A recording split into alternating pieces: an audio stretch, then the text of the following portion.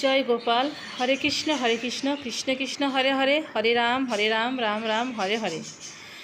Hello সবাইকে, বন্ধুরা সবাই তোমরা কেমন আছো? আশা করি ভালো আছো, আর আমি তো খুব ভালো আছি। তো এই তো সব কাজকর্ম সেরে নিয়েছি, তো তোমাদের সাথে একটুখানি সব কিছু শেয়ার করে নিচ্ছিলাম। তো তোমরা ভিডিওটা প্রথম থেকে শেষ পর্যন্ত দেখতে থাকো। আর বন্ধুরা দেখো, আমি কিন্তু একটা নতুন ডালা নিয়ে এসেছি, একটা নয় দুটো কিনেছি, একটা লাল একটা নীল। তো আজকে আমি এই তো সব বাজারগুলো এই ডালাতেই গুছিয়ে রাখবো। তো আজকে কিন্তু একাদশী, বরুথিনী একাদশী। তো বরুথিনী একাদশী সবাইকে শুভেচ্ছা জানাই। তো যাই হোক, এখানে একাদশীর জন্য সব বাজার করা হয়েছে। এই যে মিষ্টি কুমড়ো, তারপর কাঁচকলা, পটল, তারপর এটাকে বলে আমরা বলি কান্দাল, তোমরা কে কী বলো জানি না, আর কে কী বলো সেটা অবশ্যই কমেন্টে জানিয়ে দেবে। তো যাই হোক, সব কিছু গুছিয়ে টুছিয়ে নিয়ে আমি কিন্তু আবার একদিকে চলে আসলাম। এই যে দেখো, এখানে এনেছে তেল, যেহেতু একাদশীতে সাদা তেল খাই।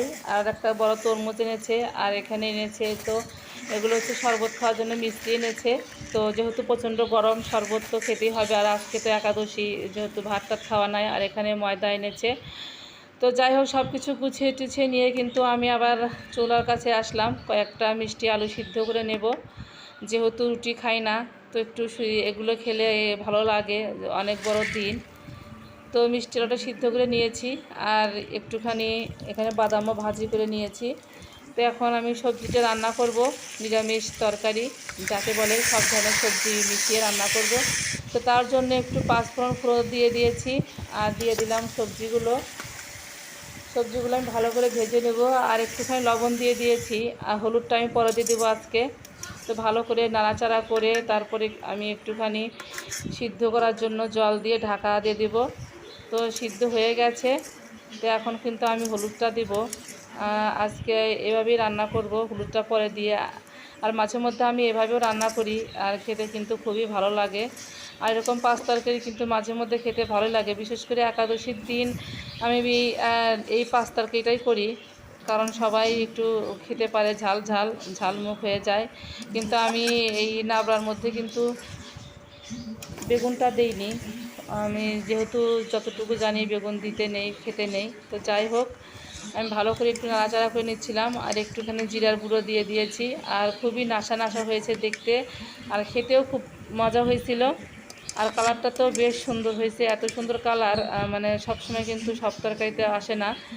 তো যাই হোক, আমি তরকারিটা নামিয়ে নিয়েছি, আর বাদাম ভাজিগুলো তরকারির উপরে দিয়ে দিচ্ছিলাম, খেতে খুবই ভালো লাগে। তো এদিকে আমি এবার চলে আসলাম এদের শরবত করার জন্য। ভাবলাম যে যেহেতু একাদশী, একটু পরেই ওর বাবা এসে বলবে যে একটু শরবত খাবো। তো এই জন্য কল থেকে ঠান্ডা জল নিয়ে এসেছি এক ঘটিতে, আর তো মিষ্টিগুলো গুঁড়ো করে নিয়ে দিয়ে দিচ্ছিলাম। কিছুক্ষণ ভিজে রাখলে শরবত হয়ে যাবে, তখন সবাই মিলে খাওয়া যাবে। তো এদিকে দেখো, একটা মিষ্টির প্যাকেট গিফট এসেছে, একটা ভাইয়া দিয়ে গেছে, তার ভাতিজা হয়েছে, মানে ছেলে বাচ্চা হয়েছে, যার জন্য মিষ্টি গিফট করেছে জবার দই ঘরের মিষ্টি ঘর থেকে।